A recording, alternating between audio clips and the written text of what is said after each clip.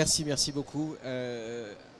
On peut dire qu'on est vraiment au cœur de l'actualité. Effectivement, aujourd'hui, nous sommes en train de discuter. Nous sommes en train de discuter aujourd'hui au sein de la Commission européenne, du Parlement, du Conseil, de tout le package Fit for 55. Je suis sûr que vous en avez entendu parler. Je suis sûr que vous avez entendu parler de la voiture thermique qui va s'arrêter en 2035. On est au cœur de cette actualité et aujourd'hui, on a décidé de discuter de ce sujet de l'énergie.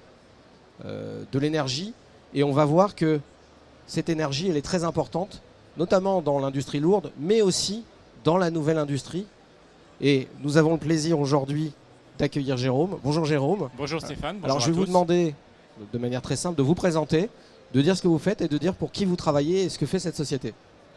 Bonjour à tous. Donc Jérôme Totel, je suis directeur de l'innovation et de la transformation chez Data4.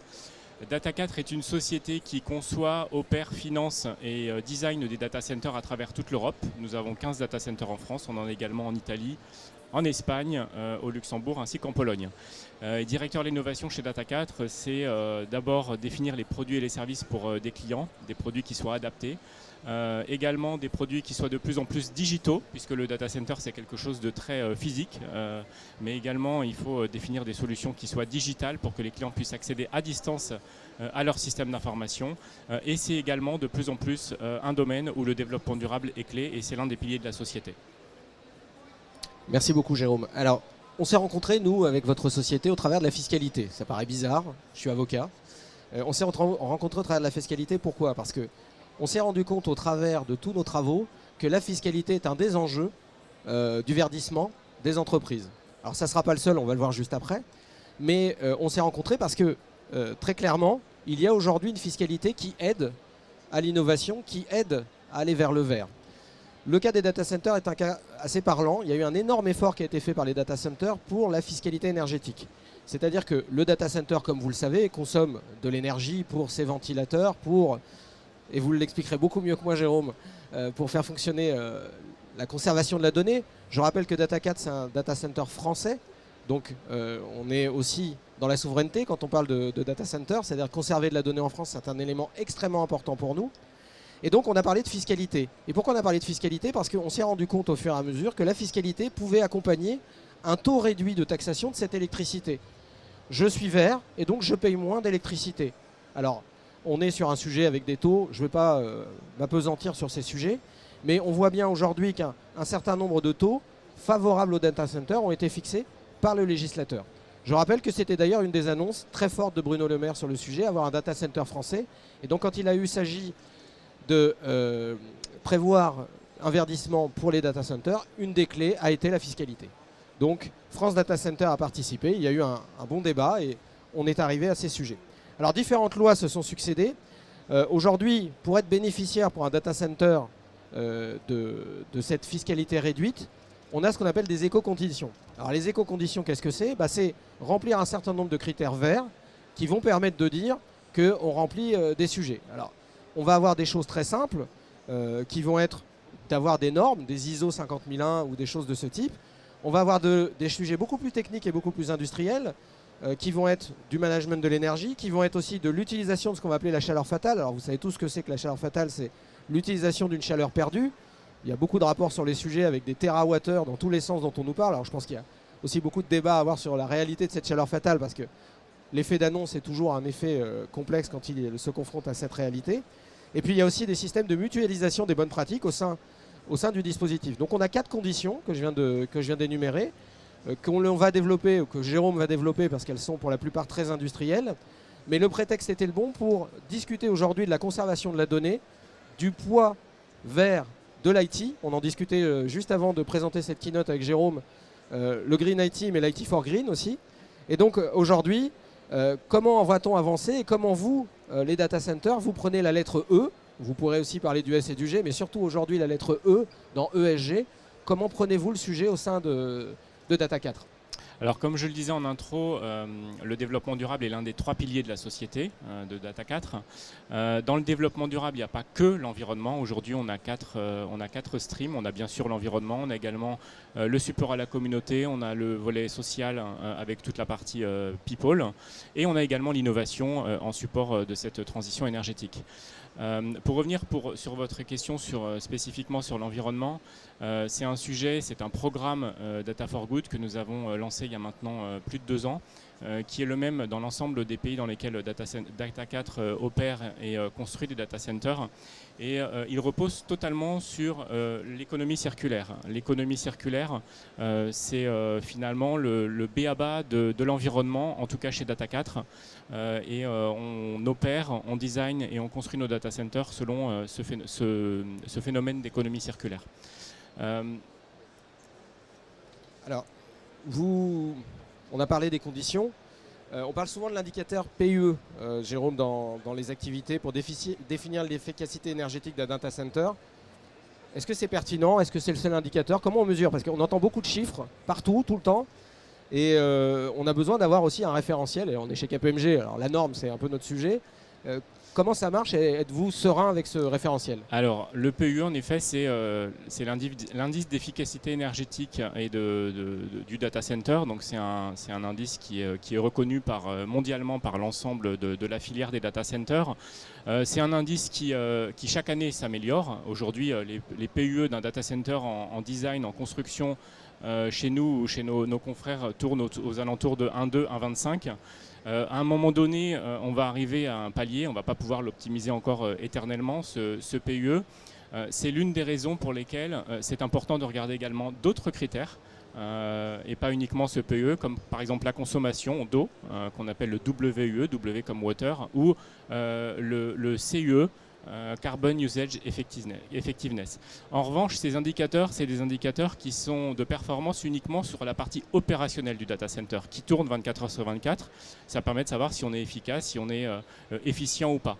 On ne regarde pas, si on se concentre uniquement sur ces indicateurs, les aspects design et construction du data center qui ont un impact.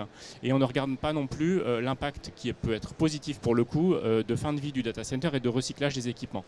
C'est pour cette raison que pour avoir une vue vraiment holistique et exhaustive de l'impact environnemental de nos assets, de nos bâtiments, c'est important d'utiliser la méthode qu'on appelle ACV, analyse du cycle de vie, pour vraiment regarder l'impact environnemental de la construction, des opérations, puis du recyclage des équipements en fin de vie. Alors comment vous l'utilisez, cette méthode d'ailleurs ACV au sein de Data 4? Alors, tout d'abord, c'est une méthode qui est internationale, hein, ce n'est pas une méthode spécifique française ou Data 4.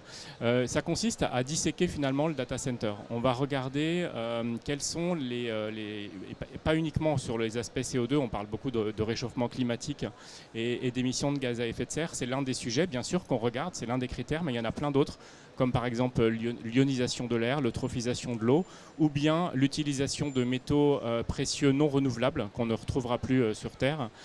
Et donc c'est ces différents indicateurs, donc il y en a une petite dizaine qu'on regarde, on les chiffre et on regarde lesquels sont pertinents de travailler pour les améliorer. Donc on mesure ces indicateurs et ensuite on se fixe des objectifs pour les améliorer en phase de construction, puisque comme vous pouvez l'imaginer, l'ADN du data center d'un point de vue environnemental, une fois qu'il est construit, on ne peut plus changer grand-chose. Alors bien sûr, on peut changer des équipements, etc. Mais changer des équipements sur un data center en production, c'est risqué.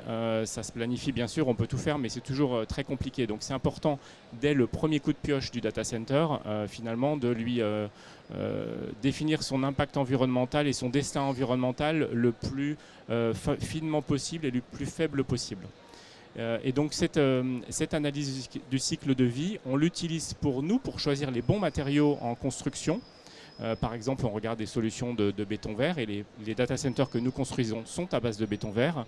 On regarde également les batteries lithium, on regarde d'autres solutions, on rajoute du logiciel dans nos data centers à base d'intelligence artificielle par exemple. Et ça, c'est pour nos propres besoins, mais ce qu'on veut aussi, c'est favoriser l'utilisation de ce modèle par nos clients, puisque nos clients viennent installer leurs serveurs, leur stockage dans nos data centers, et on se doit de les aider via ces modèles-là pour leur permettre de mesurer l'impact environnemental de leur plateforme dans nos data centers. Donc on a une solution qui s'appelle Green Dashboard, qui est accessible via notre portail client à l'ensemble de nos clients, pour leur permettre de calculer l'impact environnemental sur cette dizaine de critères. L'impact environnemental de nos data centers, mais également l'impact environnemental de leur plateforme chez nous. Très intéressant. Alors c'est intéressant, vous parliez du bâtiment. Vous êtes à la fois un énergéticien quasiment, puisque vous transformez de l'énergie et vous devez à vos clients une énergie pérenne, le fameux pic, est toujours compliqué à gérer pour les sociétés qui fournissent de l'énergie. Vous avez parlé du bâtiment. On voit qu'on a des rapports assez simples entre la fiscalité énergétique et ce que vous faites en tant qu'énergéticien et les taux réduits dont vous pouvez bénéficier. Puis il y a aussi le bâtiment, vous avez parlé de ces sujets et l'actualité est forte puisque vous savez qu'on est en train de mettre en place une responsabilité élargie du producteur sur les déchets du bâtiment avec tout un concept aujourd'hui de recyclage et vous êtes complètement puisque vous paierez moins d'éco-contributions si vous êtes vert, encore une incitation. Alors si on doit revenir au début de l'intervention, j'ai commencé en disant comment on s'était rencontrés et comment tout s'était passé. Comment vous cherchez aujourd'hui, parce que c'est le nerf de la guerre, on a Repower EU, dont tout le monde a entendu parler, on essaie de diminuer sa consommation d'énergie. Comment vous, chez Data4, vous faites, en sachant que vous êtes une pierre angulaire, parce que nous-mêmes, à envoyer 14 000 emails et à conserver beaucoup trop de données, on ne s'en rend pas compte, mais on ne fait pas du bien à l'environnement. Donc vous, à votre niveau, comment faites-vous pour vous dire, je vais essayer de diminuer mon empreinte carbone, mon empreinte environnementale, et surtout baisser mon énergie ? Alors on a plusieurs axes en interne pour diminuer cet impact environnemental et diminuer plus précisément cette consommation d'énergie. Vous le disiez tout à l'heure, c'est toutes les normes ISO. Il existe plein de normes qui sont très bien faites, donc on les utilise, donc 50001 notamment. Code of Conduct, aujourd'hui l'ensemble des data centers en France, mais également dans les autres pays dans lesquels Data4 opère des data centers adhèrent au code de conduite. On a aussi des programmes, plusieurs programmes sur l'efficacité énergétique, comment améliorer l'efficacité énergétique de nos data centers, avec pas mal de sous-streams à l'intérieur, notamment l'un qui consiste à rajouter du logiciel, de l'intelligence logicielle dans nos bâtiments pour permettre de mieux voir, puisque pour optimiser les choses, déjà il faut le voir, de mieux mesurer, de mieux voir quels sont les points d'amélioration possibles grâce à des solutions logicielles. Donc c'est ce que nous mettons en production chez nous aujourd'hui. Et ce qui est important également, c'est que toutes ces solutions permettent à nos clients de pouvoir les visualiser. On n'améliore rien si on ne mesure pas. Le meilleur exemple, c'est les compteurs Linky. Alors, peut être pour ou contre, c'est pas le sujet. Ce qu'on a constaté, c'est que les personnes qui ont un compteur Linky à la maison ont tendance à diminuer leur consommation d'énergie. Parce que finalement, rien que le fait de voir ce qu'on consomme, on se dit finalement il y a des améliorations à faire. Dans le data center, c'est un peu différent parce qu'on est dans un environnement plutôt B2B. Néanmoins, à partir du moment où on montre à nos clients les différents indicateurs de consommation d'énergie ou d'autres indicateurs que je sais tout à l'heure, ça permet de savoir un petit peu sur lesquels on peut travailler et comment les optimiser. Donc ce travail de sensibilisation et d'affichage dans nos outils et notamment dans notre portail client est clé pour permettre à nos clients de savoir comment améliorer tout ça. Et ce n'est pas un travail Data4 ou client, c'est vraiment un travail conjoint, puisque on peut faire parfois, nous, des améliorations. Si le client n'en tient pas compte et que lui fait des choses, ça peut aller complètement à l'encontre de ce que nous, on peut faire de notre côté. Donc c'est vraiment un travail d'équipe et c'est important de ne pas travailler en silo. Merci encore, Jérôme. Alors, une dernière question, mais une question très très importante. Fit for 55, on vous parle que de trajectoire carbone. D'ailleurs, 55, c'est pour 55%. Vous savez que c'est ça que ça veut dire. On est tous sur une trajectoire carbone. On l'a vu encore la semaine dernière, l'automobile et autres. On doit supprimer le maximum d'émissions de carbone dans le monde. Alors, on en parle beaucoup. On dit que ça réchauffe. On parle des accords de Paris. Est-ce que vous vous êtes fixé des objectifs à vous? Est-ce que vos clients vous fixent des objectifs? Comment vous pilotez la trajectoire carbone dans votre activité du quotidien? Est-ce que c'est quelque chose que vous prenez en compte ou pas du tout? Et vous vous dites, je ne fais que de respecter certaines normes et puis je ne m'impose rien. Comment vous l'appréhendez en interne? Alors déjà, on a des comités de pilotage dédiés au développement durable et spécifiquement à l'environnement avec certains de nos clients. On leur doit pas mal d'indicateurs tous les trimestres. C'est assez pointu tout ce qu'on doit leur donner. Ça, c'est le premier point. Le deuxième point, c'est que Data4, tout comme d'autres sociétés dans le numérique, une trentaine de sociétés ont adhéré au Climate Neutral Data Center Pact, qui est un pacte européen pour atteindre une neutralité carbone d'ici 2030. Donc on n'a pas le choix, on doit y arriver. On s'est engagé pour Data4 ainsi que la filière de Data Center et d'autres sociétés du numérique. Pour faire ça, déjà, on a notre bilan carbone. Historiquement, on construisait notre bilan carbone sur le modèle de l'ADEME, qui est le modèle franco-français. À partir de cette année, on le construit sur le modèle du SBTI, qui est un modèle international, puisqu'on n'a pas que des data centers en France. Donc on a décidé de faire ça au niveau du SBTI. Pour atteindre cette neutralité carbone, il n'y a pas 36 solutions. Premièrement, il faut mesurer, il faut savoir d'où on part. Il faut ensuite optimiser via différentes technologies. Alors, je les citais tout à l'heure, notamment le free cooling, ça c'est quelque chose qu'on fait déjà depuis un certain temps, mais le béton vert pour réduire notre impact environnemental, les batteries lithium pour réduire notre impact environnemental, etc. Et les émissions de CO2, à un moment donné, on va les réduire, ces émissions, mais on ne pourra pas les réduire éternellement. Donc, pour arriver au net zéro, en fait, il faut compenser. Il faut planter des forêts, des puits carbone pour être capable d'atteindre cette compensation. Et donc, ce qu'on souhaite, c'est atteindre cette compensation au niveau de l'ensemble de nos plateformes d'ici 2030 via ces puits carbone. Alors pour connaître votre site, on peut dire que déjà vous êtes vert parce que le site, alors Marcoussis pour nos amis qui aiment le sport, ça rappelle quelque chose. Vous avez déjà un site où on peut voir des lapins, des biches et autres, donc c'est un élément pour moi qui suis issu du terroir français, c'est un élément important. Le temps court et nous devons en terminer là. Je pense que, merci beaucoup Jérôme, c'est très éclairant en tout cas de voir comment la conservation des données est impliqué dans le verdissement, dans l'environnement, dans l'énergie. Je vais laisser la parole, parce que c'est l'accoutumée, laisser la parole de savoir à la salle s'il y a des questions, quelles qu'elles soient. Alors vous avez vu, moi je suis un produit un peu hybride, un peu fiscal et un peu environnement. Jérôme évidemment est l'as du data center, donc n'hésitez pas si vous avez des questions, quelles qu'elles soient. On essaiera évidemment d'y répondre dans la mesure de nos capacités.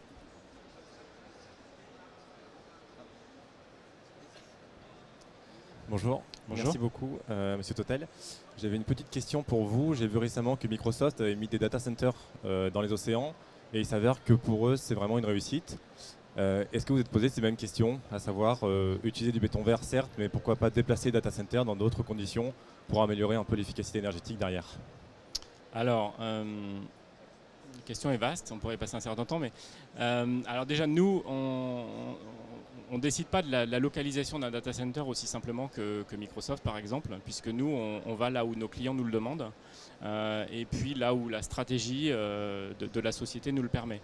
Aujourd'hui on n'a pas décidé d'aller installer des data centers au bord de l'eau et même pas non plus sur la côte française parce que ce n'est pas dans la stratégie de la société. En revanche, pour aller un peu dans votre sens, il y a des solutions type liquid cooling qui existent aujourd'hui, qui sont en phase, on va dire, de tests, voire de mise en production à des petites échelles, où finalement le principe c'est de plonger des serveurs dans un liquide qui peut refroidir. Donc c'est tout simplement des baignoires, on appelle ça des baignoires, bon, c'est un peu plus compliqué que ça, mais avec un liquide particulier à l'intérieur qui n'est pas conducteur, vous plongez vos serveurs à l'intérieur et puis ça vous permet finalement de contenir l'air chaud ou le liquide chaud à refroidir juste dans un petit espace et vous avez une amélioration énorme de votre coefficient d'efficacité énergétique, le PUE.